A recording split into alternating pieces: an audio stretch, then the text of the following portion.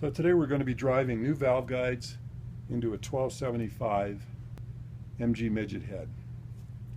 And to do the job, you need a new guide. There's a new guide, which differs slightly from an old guide. The original guides that came in the head are tapered at the bottom. The new guides from Moss Motors are not, but they're otherwise identical. They've got a groove on the top that holds the keeper, and the diameters are roughly the same. Okay, so you'll need a new guide. You will need an air hammer. This is an Ingersoll Rand air hammer that costs about $47, shipping included, on Amazon.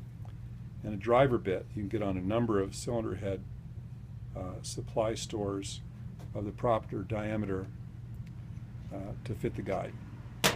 Then you need two other things in order to make this effortless.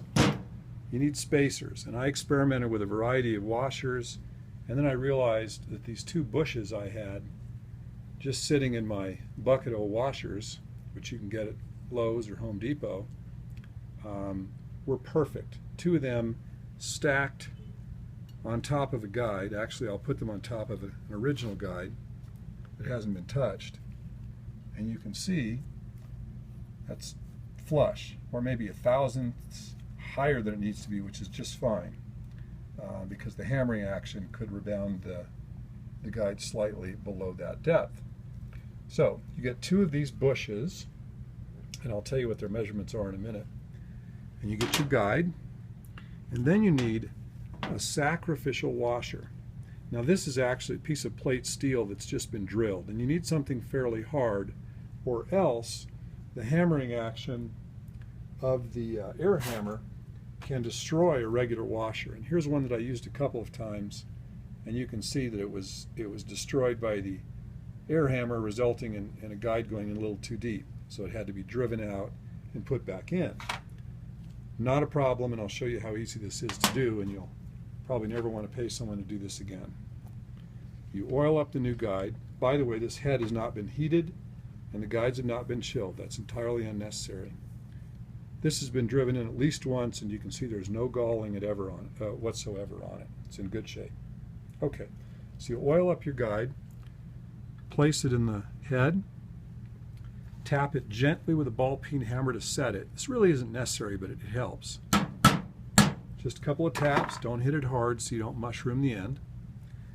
Take your two bushes, drop them over the guide. These happen to fit almost perfectly just by chance. I just had them laying around.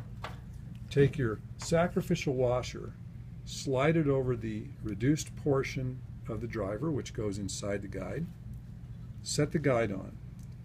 Now your air hammer is going to be set at half intensity. If you could pan out and show the knob in the bottom, this knob adjusts the intensity of the air hammer. I've got it on half intensity, and to drive it you're going to use short bursts so that you don't go rebound it too much at the bottom. It's easy as this.